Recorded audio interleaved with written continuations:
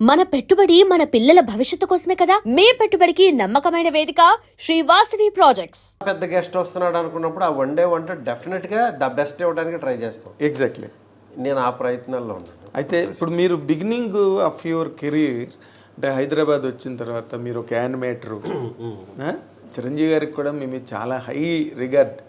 మొన్న కూడా సభలో బేబీ ఫంక్షన్లో చెప్పారు. అవునవును, నేను ఆ రోజే అనుకున్నాను మారుతి డైరెక్టర్ అవుతాడని కూడా ఆయన రేంజ్ పర్సన్ చెప్పడం చాలా గొప్ప విషయం అండి. అవునవును. అలాగే ఒక అరవింద్ గారు, వీళ్ళందరూ కూడా మిమ్మల్ని ఒక రకంగా అంటే మీకు మీరే యాసిడ్ టెస్ట్ చేసుకున్నారు అనుకోండి. ఈ రోజుల్లోని బస్ స్టాప్ ఎవరు చేయలేదు మీకేమి యాసిడ్ టెస్ట్, అవును, మీరే చేసుకున్నారు.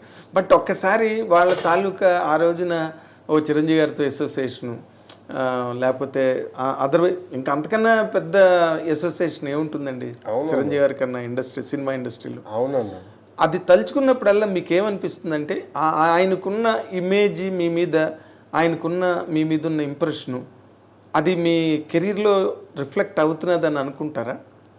డెఫినెట్గా అండి. ఎందుకంటే చిరంజీవి గారు అంటే చిన్నప్పటి నుంచి అందరూ చెప్తూ ఉంటారు, కానీ ఫ్యాన్స్ అది చిన్నప్పటి నుంచి ఆయన సినిమాలు చూస్తూ పెరిగాము.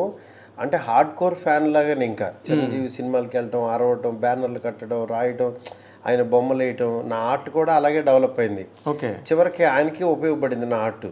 అట్లా అలా నేను పెరిగిన వాడిని, అలా ఇదైన వాడిని. చిరంజీవి సినిమాలు అంటే అంత పిచ్చి ఉండేది. అలాంటి ఇది చిరంజీవి గారి దగ్గరికి చేరటం, నేను మళ్ళీ ఆయన నోట్లోంచి అప్లాజెస్ రావటం అనేది ఇది అంటే ఒక ఫుల్ఫిల్నెస్ అనమాట. లైఫ్ ఒక ఫుల్ అయినట్టు, ఆర్క్ ఫుల్ అయినట్టు.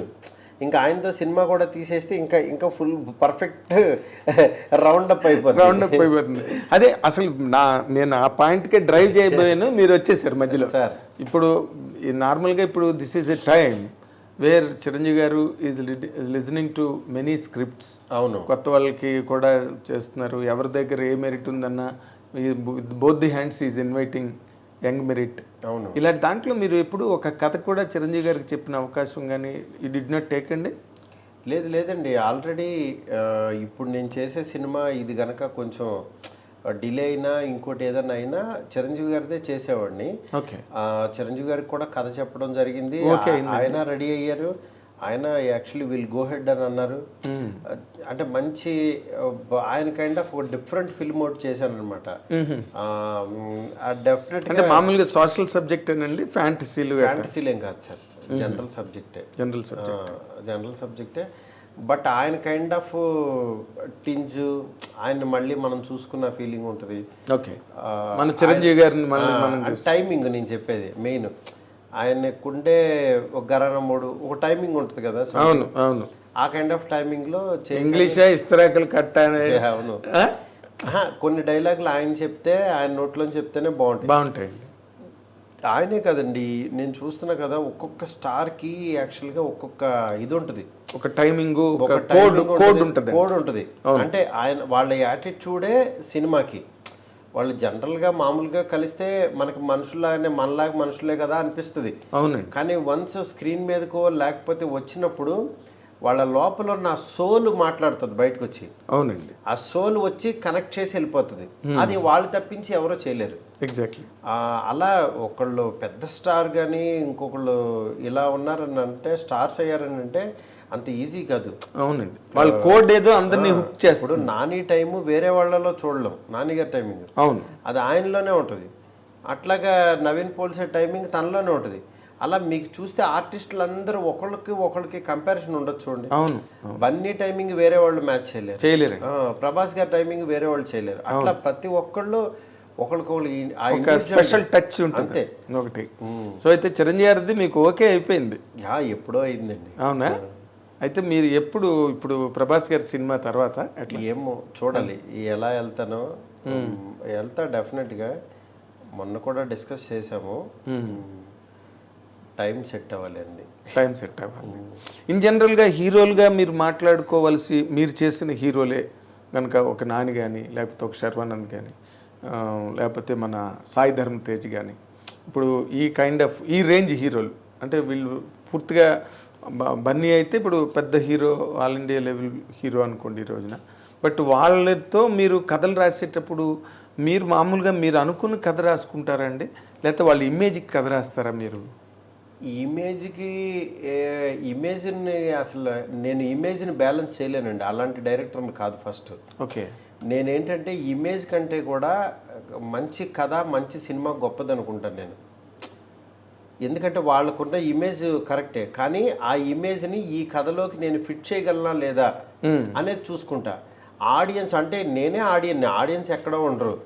నేను ఒక హీరోని నేను ఎలా చూడాలనుకుంటున్నానో అదే యాక్చువల్గా చూపిస్తా. అది యాక్చువల్గా ఆడియన్స్ ఎక్కువ మంది చూస్తారు, అలా చూడాలనుకుంటున్నారని నేను అనుకోవచ్చు.